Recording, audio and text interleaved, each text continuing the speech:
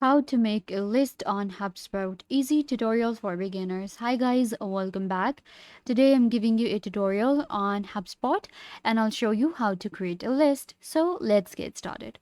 First, what you guys need to do is once you open up HubSpot.com, this is where you will log into your account.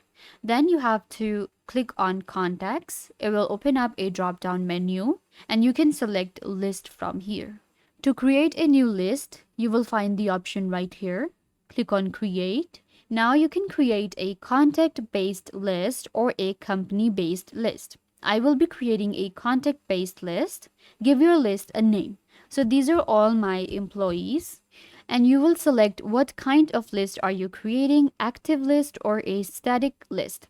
I will be creating an active list. Click on next. And here you can create different filters for the list that you're creating. So I will be adding a filter of recently added. And once the filters are created, you will be able to search them from here, such as a sample contact. And then we have all of the different contacts that we added. So you can select the contact right here and we will filter the search for you.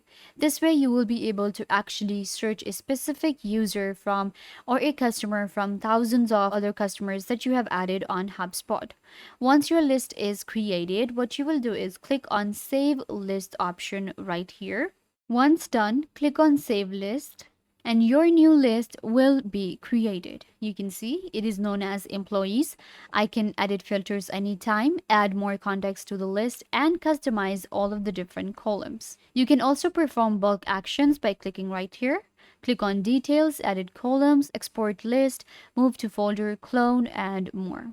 I hope that I was a big help. Don't forget to give this video a big thumbs up, leave a comment down below, turn on bell notification, and subscribe to YouTube channel.